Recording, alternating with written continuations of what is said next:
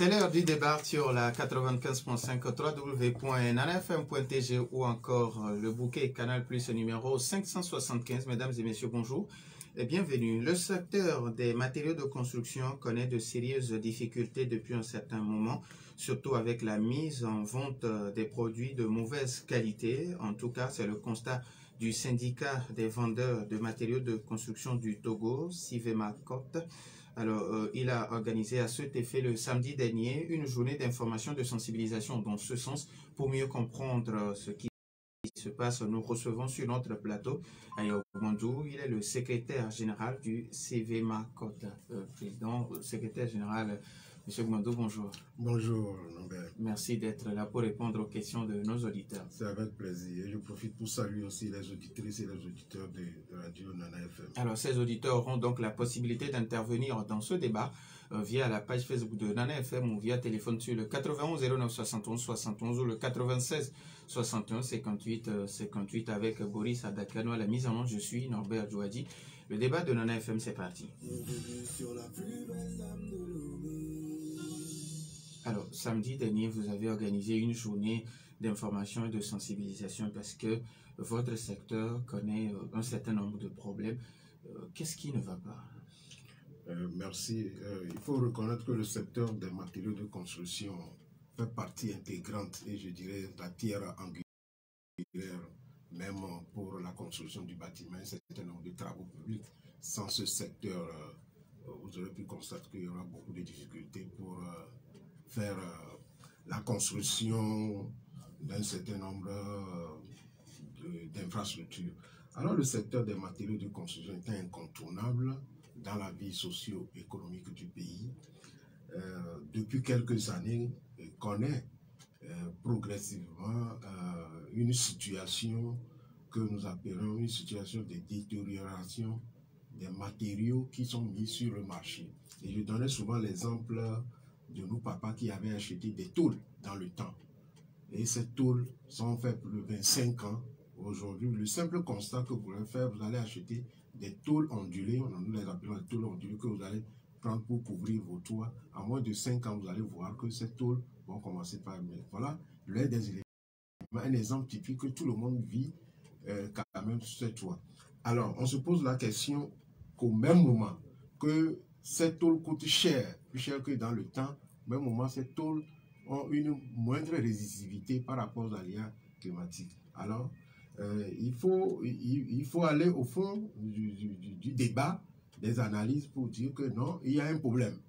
Mais au fil des temps, il faut reconnaître que le secteur, la vie commerciale dans le secteur est tellement aléatoire et assujettie à un certain nombre de facteurs extérieurs et qui entraînent souvent la cherté des choses.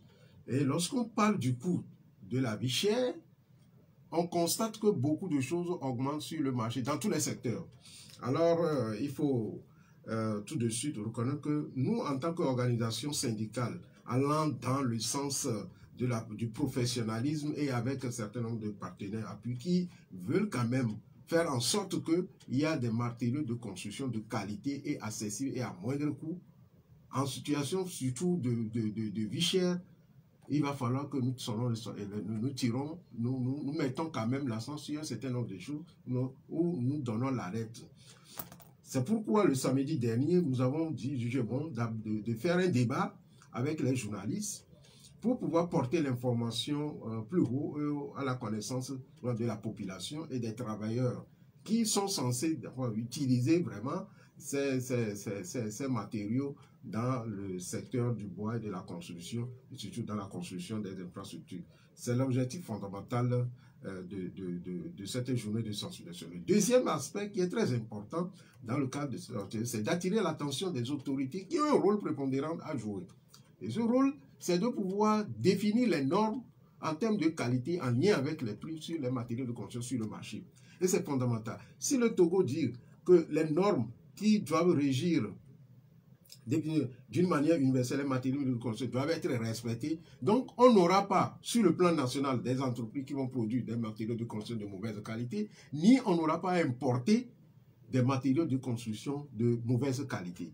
Alors, des fois le commerçant ou bien le vendeur que nous sommes quelque part, nous travaillons pour faire vivre nos familles, et ainsi de suite. Alors, bon, il y a cette possibilité pour nous de voir si les matériaux qui sont sur le terrain, quel est le pouvoir d'achat des consommateurs, évidemment des travailleurs qui doivent acheter. Alors, des fois, quand vous venez, nous disons aux gens, cet outil, c'est-à-dire par exemple cette serrure, quand vous l'achetez, ça va faire une petite durée, c'est-à-dire que si c'est des travaux aléatoires, tout juste pour quelque temps, vous pouvez l'utiliser.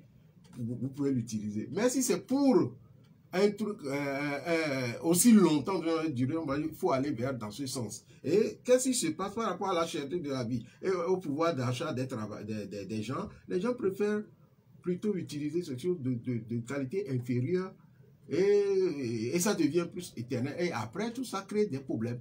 Voilà un peu l'aspect sur le terrain. Et nous pouvons aller plus loin.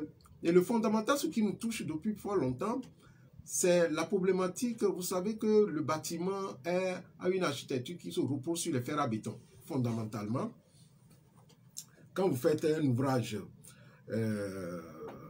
même si c'est une petite pièce que vous voulez construire, vous voulez mettre en place et que vous ne mettez pas suffisamment les fers qu'il faut à la place qu'il faut pour pouvoir faire tenir le bâtiment va s'écrouler du jour au lendemain. On sait que dans le temps, nos parents avaient fait des bâtiments sans mètres de fer, mais il y avait des bois durs que nos parents soutenaient avec des argiles pour pouvoir. Le bâtiment est plus dur. Il y en a et qui résistent même des fois à des canaux. Hein.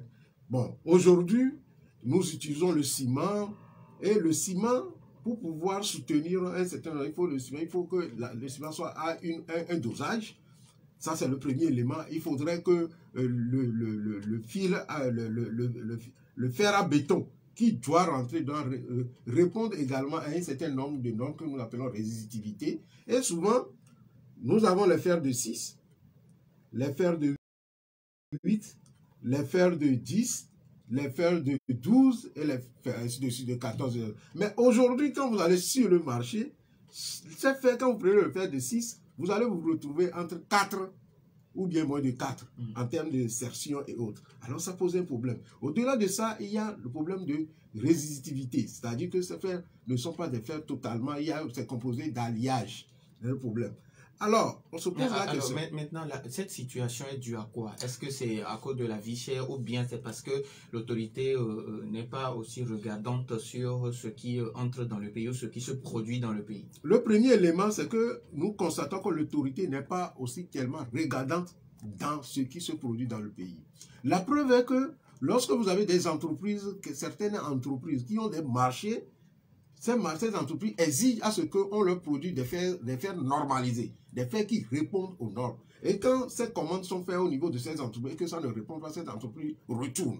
Vous voyez, donc cela veut dire que l'entreprise de production a l'obligation de faire respecter les normes. Maintenant, il appartient aussi à l'autorité de vérifier d'une manière générale, de faire contrôler ce qui est livré sur le marché ou bien ce qui est importé en termes de fer. Voilà, là, il y a un défaut par rapport à cela. Maintenant, vous pouvez aussi, dans votre commande, demander à ce qu'on vous produise des fers de telles normes de qualité. C'est-à-dire que vous pouvez donner les indications pour qu'on puisse vous livrer des matériaux que vous voulez, mais c'est-à-dire que pour quels travaux, si c'est des travaux aléatoires pour une petite durée, c'est-à-dire que vous avez tout calculé avec vos techniciens et autres, vous pouvez dire que donnez-moi des fers de 3, 4 de sertion, de résistance, de débilité, c'est tout juste pour cela.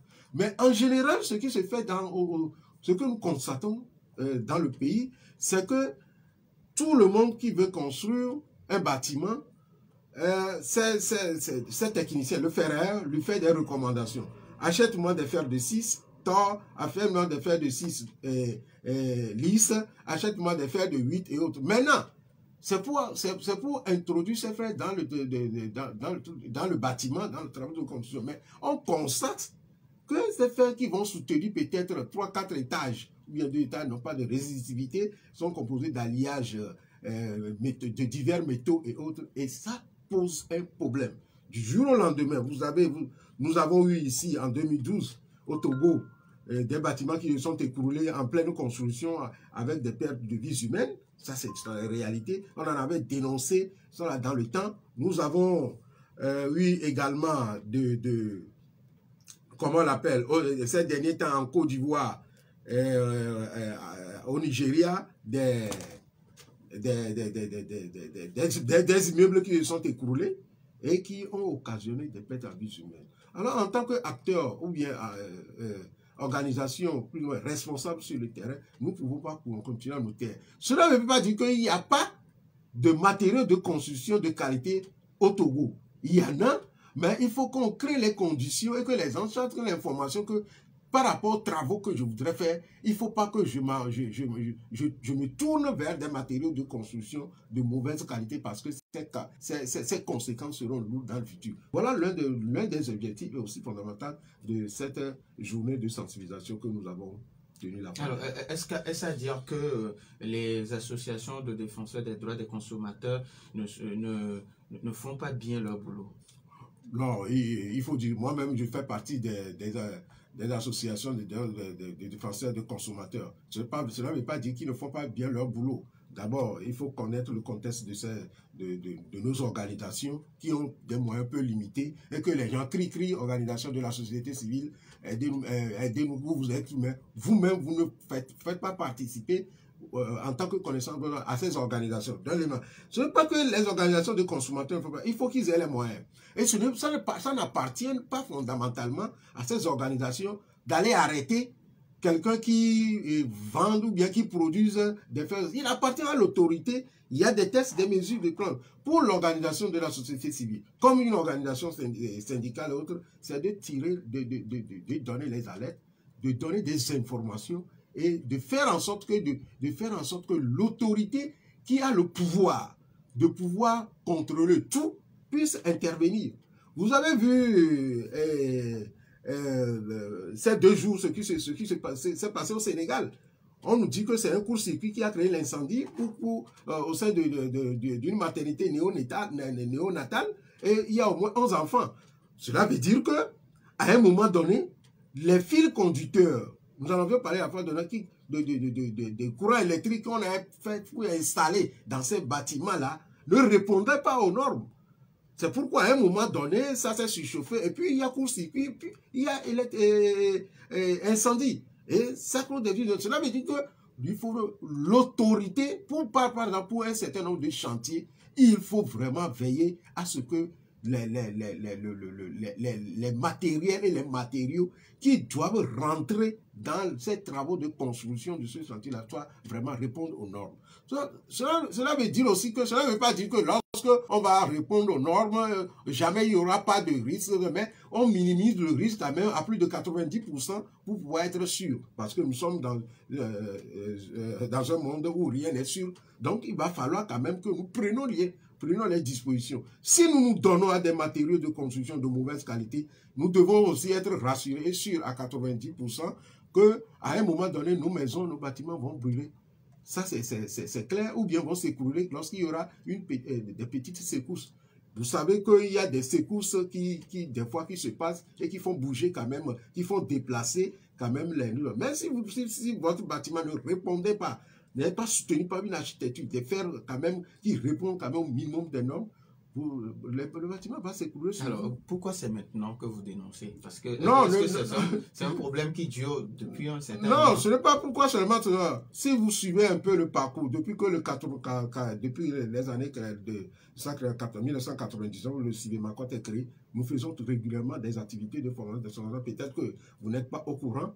On fait toujours, même si ce n'est pas porté au niveau des médias, on fait toujours ces activités de sensibilisation et autres. Et nous-mêmes, en allant acheter les choses pour importer les choses, nous tenons toujours sur la question de la qualité. Mais on amène les deux types, celui de qualité inférieure et celui de qualité supérieure.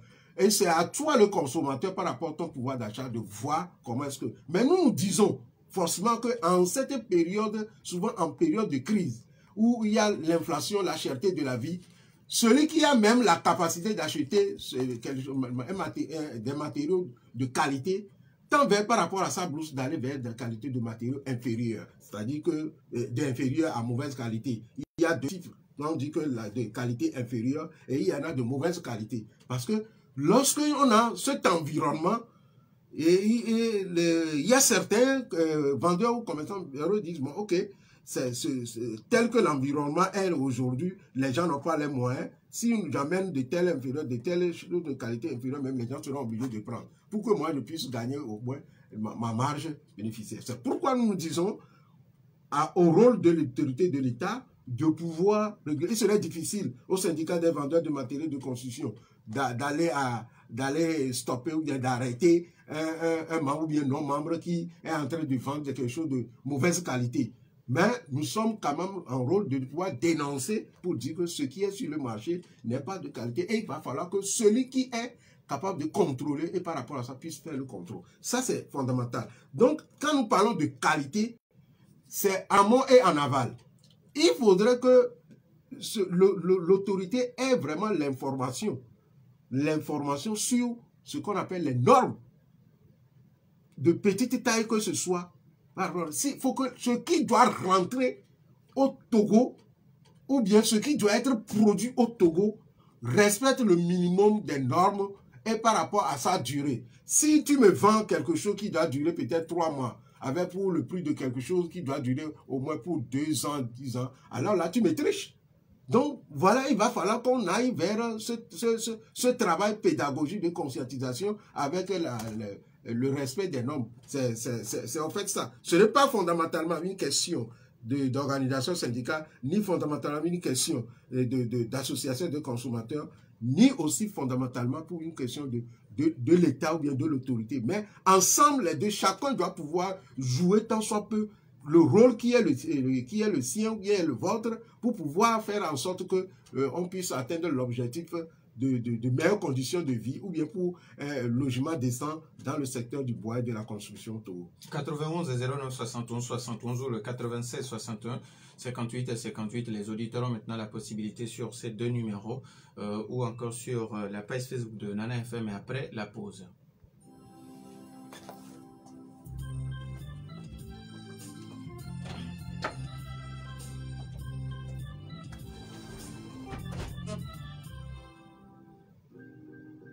Savez-vous que vous pouvez faire des études supérieures de qualité comme en France et obtenir un diplôme français tout en étant à Lomé? C'est vrai, exactement, et c'est enfin possible à ESAM.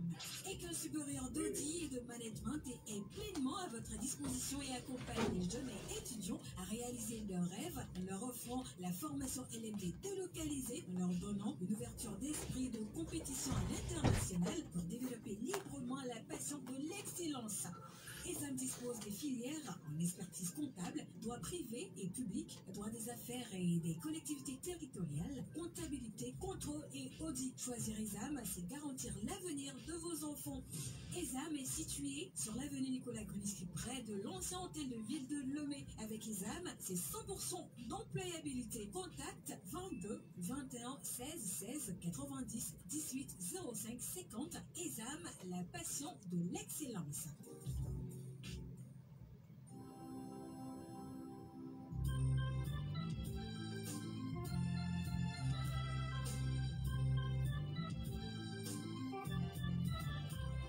Retour dans les studios de Nana FM. Le secteur des matériaux de construction connaît depuis un moment de sérieuses difficultés.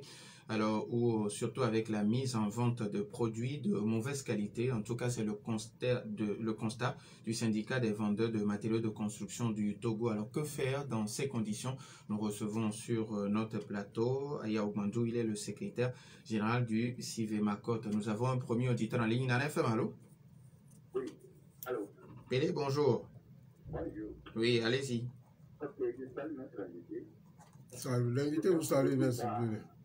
Parce que on a compris que moment on constate qu'il y a des constructions qui se font et puis ça se détruit eux-mêmes en même temps. Parce que d'abord, il faut le souligner que le problème même peut être l'entrepreneur, l'architecte et tout.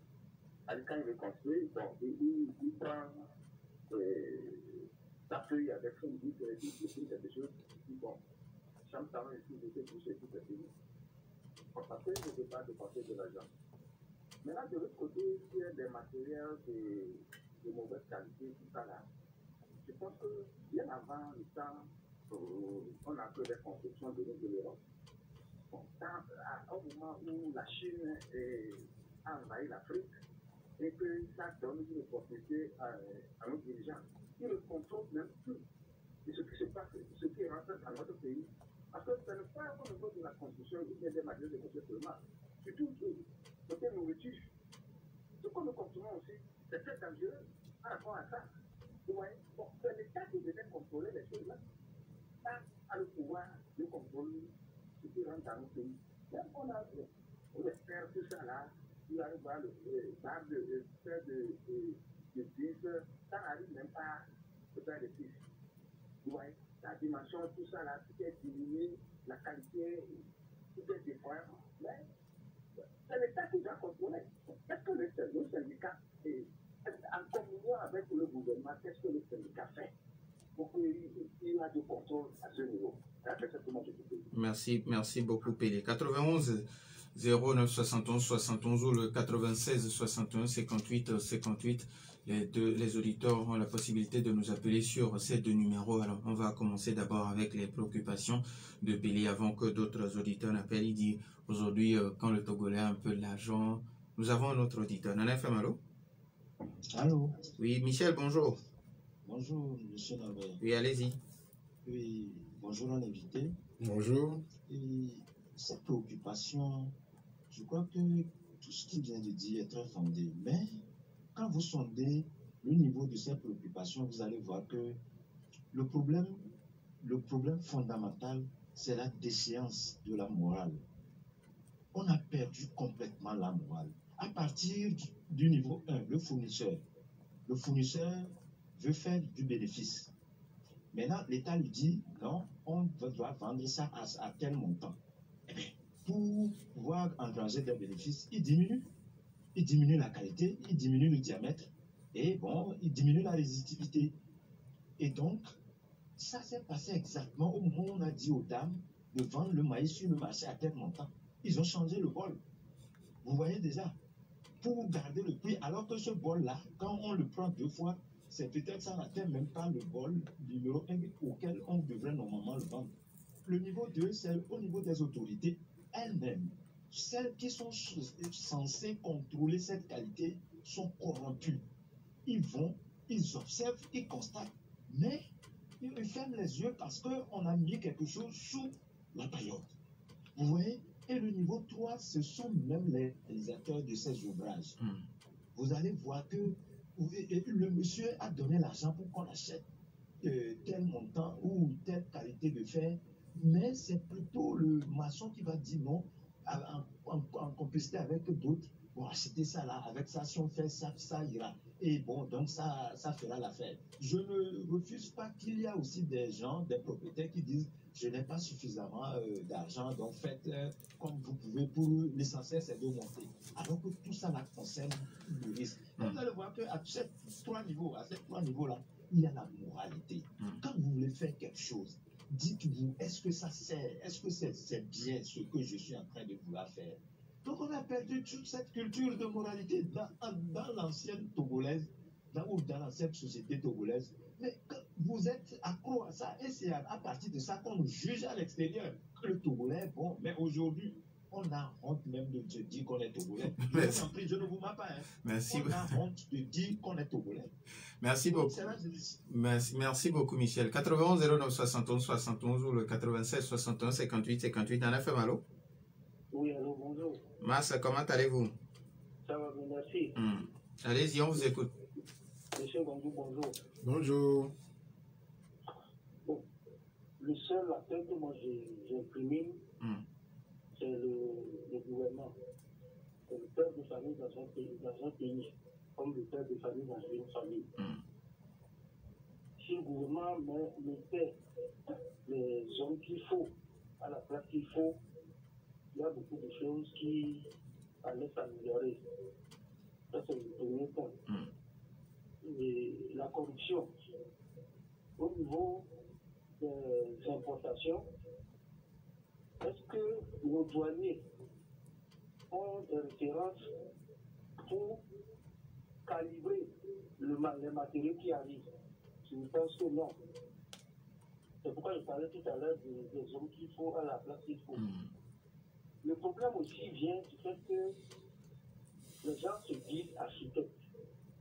Je suis architecte, je suis architecte. Quand vous êtes un peu curieux et que vous discutez avec eux, vous vous rendez compte qu'ils ne sont vraiment pas architectes. Parce qu'il suffit de sortir quelques mots et ils sont coincés.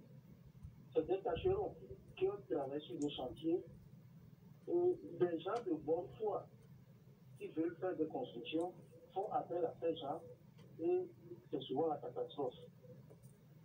Et je voudrais demander à notre invité, est-ce qu'ils ont une plateforme où les gens peuvent venir s'informer pour avoir des constructions idéales? Merci, bonne journée. Bonne journée à vous aussi. 91 09 71 71 ou le 96 61 58 58. Les auditeurs ont toujours la possibilité de nous appeler sur ces deux numéros. Alors, Monsieur Bandou, on va commencer avec les trois intervenants que nous avons. Michel Pelé d'abord qui dit qu'aujourd'hui tout le monde est devenu ou bien le Togolais est devenu entrepreneur, architecte et tout, parce que bon, avec son bic, une petite feuille, on peut dessiner la maison qu'on veut construire. Oui, je suis d'accord avec Pelé sur un certain nombre de points. En fait, en termes clairs aujourd'hui, nous, dans le cadre des travaux de construction de logement depuis la nuit des temps, nos parents ont l'habitude, c'est eux-mêmes qui choisissent le lieu, le coin, ainsi de suite, pour pouvoir dire, bon, cet endroit, je vais construire une case et autres, tout ça là. Et on sait que c'est fait en agile. Et bon, cette habitude nous a été transmise d'une manière successive jusqu'à ce jour. C'est vrai que lorsque nous voulons rentrer un peu dans la modernité, il faut faire appel aux techniciens puissent faire. Mais le problème fondamental ici, nous parlons des matériaux de construction, la qualité de ces matériaux. Et il a souligné un aspect très important. Lorsque on vous amène un portable d'Europe, j'ai l'exemple de donner parce que les gens courants, nous tous nous reconnaissons d'une manière unanime que ce portable-là est de qualité au regard de l'utilisation, le fait qu'il peut tomber. Mais un portable venu de Chine et en direction du Togo n'a pas la même qualité que celui qui a été... Mais pourtant, c'est la Chine qui est aussi l'auteur de la production pour l'Europe. Vous voyez? Donc, il a fait un constat. Depuis que la Chine a envahi le marché africain, nous avons régulièrement des choses de mauvaise qualité. Cela veut dire qu'il y a un problème de normes. Pourquoi la même Chine produise des choses de qualité meilleure et l'envoie à un prix moins pour les pays européens et des qualités inférieures et à un prix très cher pour les pays africains? C'est aussi un autre débat. Ce que nous achetons, ce que la Chine nous envoie en Afrique coûte 2 fois plus cher et de qualité inférieure que ce que la Chine envoie sur le territoire européen et de qualité est moins cher encore. Cela veut dire qu'il y a question au niveau mondial dans le commerce, une question quelque part de compensation par rapport à ça. L'Afrique est toujours presque le perdant. Ça c'est clair. Et en Europe, j'ai vu des gens qui font des commandes de leurs serrures, un certain nombre de choses d'outillage, parce que vous savez que les serrures sont souvent... et qui les importent de l'Europe et de qualité, qui viennent les poser ici. Dans le temps où il y avait S3G, beaucoup de choses venaient d'Allemagne, bien de France, et de qualité. Maintenant, aujourd'hui, on en produit dans la sous-région. Il va falloir seulement que nous essayions de déterminer, que l'autorité essaie d'une manière de déterminer les normes et qualités de la chose. Ça, c'est la première question pour le premier commentaire. Il a ajouté, pour finir, qu'est-ce que vous faites en un commun accord avec l'autorité pour juguler le problème? Nous, notre action se limite seulement au niveau de la sensibilisation et surtout d'interpeller l'autorité. Parce que nous ne pouvons pas aller au-delà de ça. Nous nous sensibilisons entre nous, nous interpellons l'autorité pour qu'il puisse jouer son rôle. Et chaque fois, régulièrement, nous écrivons au ministère du Commerce s'il y a des sujets pour pouvoir aborder. La fois dernière, mais on l'a rencontré sur les questions de les matériaux allure qui posent problème pour le secteur de l'aluminium, où l'aluminium ne conduit pas du courant électrique. Mais malheureusement, aujourd'hui, quand vous voyez dans les ateliers de trucs d'aluminium, lorsqu'on est en train de signer l'aluminium, les profilés, là, vous allez voir que ça soit des étincelles. Cela veut dire qu'il y a un problème d'alliage. Il y a du fer qui est rentré dedans. C'est pourquoi ça soit des étincelles. Et il y a même certains qui sont électrocutés dans le cadre de leurs travaux de choses de pose de l'aluminium. Ça veut dire qu'il y a un problème. Et au même moment, c'est encore plus cher. Alors, avant de répondre, nous avons notre auditeur, le temps en même temps. Nana FM, allô? Bonjour, monsieur. Bonjour. S'il vous plaît, c'est monsieur Degbe Bruno. Je vous appelle d'Adéticopé. Monsieur Degbe Bruno d'Adéticopé. Oui. Alors, on vous écoute. Merci beaucoup pour votre émission pour ce matin. Vraiment, l'émission, ça m'a touché. Depuis le jour que le gouvernement a annoncé de diminuer le prix de quelque chose. Monsieur Bruno. Monsieur. Est-ce que vous pouvez vous éloigner un peu de votre poste récepteur? Ok. Maintenant, c'est bon? Oui, c'est bon, allez-y. Okay. Donc, je vous souhaite depuis, mais tout ce que vous, la journaliste, vous dites, vous êtes avec nous. Mais c'est que c'est le gouvernement qui ne comprend pas. Si j'ai mal parlé aussi, il faut qu'il me prête ça comme ça. De la manière dont il dit de diminuer les prix des choses, je vois quelqu'un qui est commerçant, lui aussi cherche son profit. Il est parti faire quelque chose à 200. Maintenant, il est revenu, voici, il va à 250. Là où il gagne au moins 50 pour nourrir sa famille et payer au moins la banque. Donc, maintenant, il dit de diminuer encore sur les 50 francs. Normalement, ce qu'ils ont fait, quand ils ont dédouané les marchandises, les frais de dédouanement là, au moins ils devaient rembourser la moitié de tout ce qu'ils ont dédouané dans le mois. Ils vont fixer un mois. Donc, à partir de ce mois, tous ceux qui vont venir maintenant, le prix de dédouanement va baisser. Là, maintenant, la bille sera moins chère, quoi. Je ne sais pas si c'est ce que je dis, vous comprenez. D'accord. Merci beaucoup à M. Degbe Bruno qui nous appelle. Alors, il y a Michel qui parle d'abord, il est allé à 3 niveaux. Au premier niveau, le Togolais a perdu la morale aujourd'hui. Oui, c'est une réalité. Moi, j'ajouterais que le Togolais a perdu la morale et la conscience. Donc, on sent quelque part que pour sur des sujets, des questions, on ne fait pas un certain nombre d'analyses sur des choses. Donc, ça, c'est une réalité qu'il a dit. Par rapport à la morale, au fait, c'est cet esprit de gain facile et raccourci qui conduit un certain nombre de gens à faire un certain nombre de comportements inhérents qui devient un peu immoral. Ça, c'est clair. Et la conscience, c'est-à-dire que les gens ne sont plus gênés par rapport à ce qui est mauvais. On prend ce qui est mauvais comme du bien et autres. Ça, c'est une réalité. Mais dans le cas de la situation de la vie chère, en lien avec la cherté des prix des matériaux de construction, il y a un certain nombre de facteurs qui sont endogènes à la situation également. Mais il va falloir d'abord qu'on tape quelque part. Taper quelque part, c'est de faire en sorte que ce qui devait être au minimum soit sur le territoire ou bien être mis à la disposition du public. Et c'est ce comportement-là que les Européens ont en respectant, faisant respecter les normes. Je ne dis pas qu'en Europe, il n'y a pas de matériaux de construction de qualité inférieure.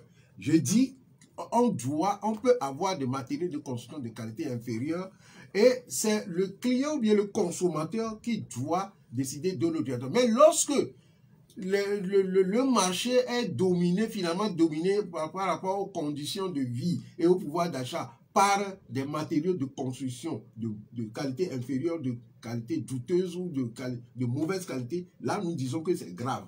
C'est-à-dire qu'aujourd'hui, il est peut-être quand vous prenez les fer à béton, je prends cet exemple typique qui est devant nous, il est difficile de trouver des fer à béton normalisés avec le respect d'un nombre de 6 sur le marché. Alors ça pose un problème. Ça veut dire que le client qui vient, ou bien le consommateur qui vient, il est exposé à ça, il est vraiment conditionné.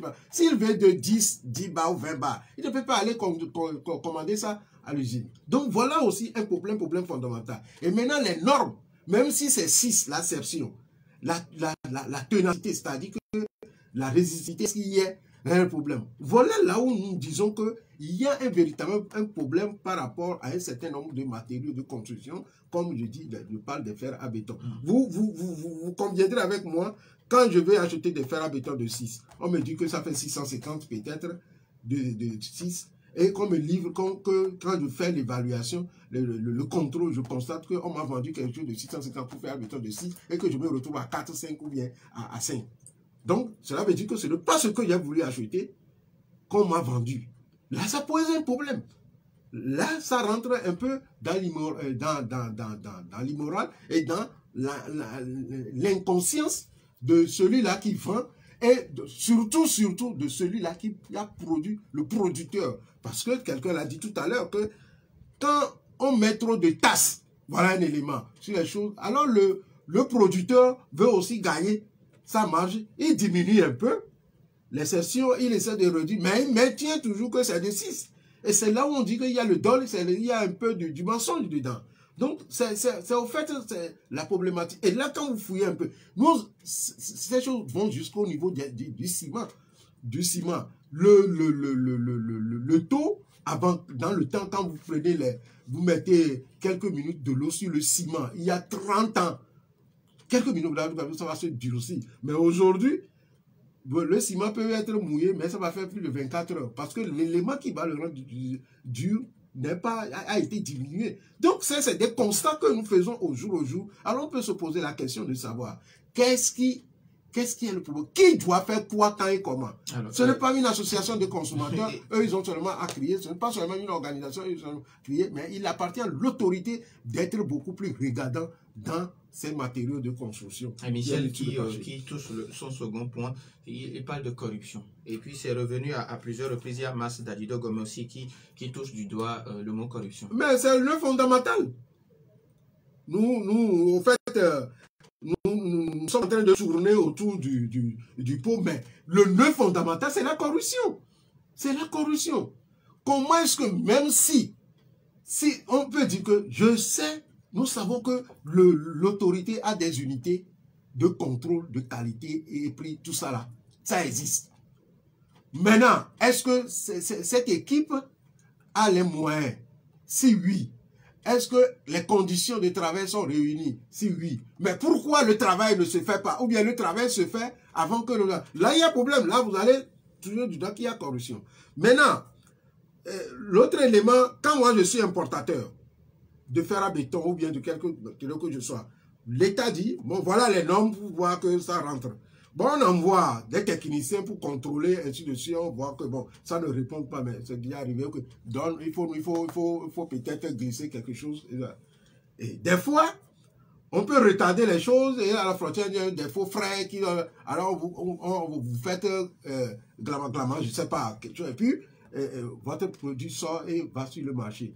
La corruption est la base sur laquelle et il y a la corruption au haut niveau aussi. Quand nous prenons la problématique de la Chine, qui fait rentrer des matériaux de construction de qualité inférieure sur le territoire africain, il faut savoir, il faut aller lire entre l'accord qui est lié. Mais si c'est en Europe, il y a des alertes, des journalistes d'investigation et autres là, et l'État sera pénalisé. Mais ici, ce n'est pas possible.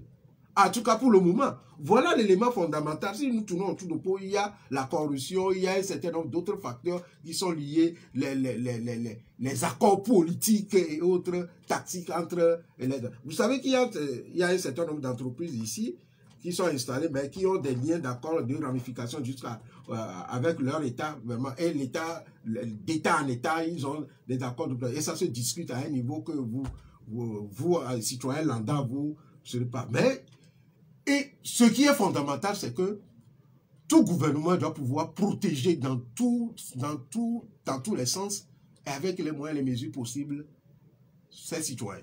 Alors, Mas Dadido Gomé et qui parle d'architecte parce que bon, il y a Michel Pelé qui avait abordé aussi cet aspect de la chose où tout le monde est devenu architecte, où bon, il a été tâcheron sur un chantier tout de suite, il se proclame architecte, donc voilà un peu aussi le cas. Oui, il y a cette réalité aussi sur le terrain. C'est vrai qu'il y a des tâcherons compte tenu de leur expérience peuvent se dire architecte. C'est-à-dire, il y a question, l'architecture n'est pas fondamentalement une question d'école et autres. Vous pouvez être pratique sur le terrain et autres. Nous, dans le secteur du bois et de la construction, on a vu des tâcherons qui sont beaucoup plus compétents et puissants que même des architectes. Ça, c'est un problème. Donc, si on veut sérier les choses, c'est vrai, quand on prend un architecte, il faut savoir que c'est un architecte, il faut qu'il ait les qualités et autres de l'orientation pour pouvoir dire au bâtiment. Quand on prend un tâcheron, il faut qu'il soit dans son domaine de tâcheron et autres, qu'il ait les qualités pour mieux faire. Ce qu'il dit est vrai, vous pouvez acheter des matériaux de construction de qualité, mais dans la position ou bien dans la construction, si celui qui doit pouvoir les poser, les mettre, s'il ne le sait pas le faire, vous pouvez faire aussi de mauvais travaux. Donc, c'est une réalité. Aujourd'hui, c'est que, vous savez, le Togo est l'un des pays qui a aussi des ouvriers qualifiés dans le secteur du bois, construction, bâtiment depuis un certain nombre d'années, dans la sous-région. Mais aujourd'hui, ces ouvriers, compte tenu du salaire et autres, la plupart sont éparpillés dans la sous-région. Vous allez les voir au Burkina, en Guinée, au Nigeria, au Gabon, en Côte d'Ivoire, au Mali. Des Togolais qui sont dans le secteur du bois et qui sont partis comme ça, et le pays en a besoin aujourd'hui de qualité, d'ouvriers de qualité dans divers domaines. Donc, il faut en penser comment on peut renforcer encore la question, la problématique de la formation professionnelle des jeunes, entrer dans les nouvelles modernités de travaux de construction et autres. Alors, la dernière question de Mas, parce qu'il nous reste pratiquement 1 minute. Je demande, est-ce qu'aujourd'hui, au niveau du Civémacotte, vous avez une plateforme où les gens peuvent venir s'informer? Oui, malheureusement, non, nous n'avons pas une plateforme, mais tel qu'il vient de souligner l'idée, je pense que la sortie d'ici, le bureau exécutif va commencer par réfléchir avec un certain nombre de partenaires pour la mise en place de cette plateforme. On en a toujours réfléchi, pensé, mais il y a un problème fondamental pour la mise en place d'une plateforme. Il faut toujours avoir les moyens. C'est vrai que c'est facile de créer la plateforme, mais il faut trouver des gens pour pouvoir l'alimenter régulièrement et faire en sorte que cette plateforme, les gens puissent aller faire des recherches. Et bon, avoir les compétences aussi. Voilà, donc ça dépend. Normalement, en fait, une plateforme doit être peut-être d'une manière beaucoup plus large aussi au niveau de la Fédération des travailleurs du bois et de la construction pour que les gens puissent aller sur la plateforme et avoir des informations concernant les chantiers, les matériaux de construction. On va y penser. Merci beaucoup à Yao Antoine Bandou, secrétaire général du syndicat des vendeurs de matériaux de construction du Togo. Merci à vous aussi pour votre fidélité d'écoute à Nana FM, fin de ce débat mis en onde par Nestor Glo et Boris Adakano. Je suis Norbert Djoukadi. Le débat de Nana FM c'est clos pour aujourd'hui et bonne suite de nos programmes.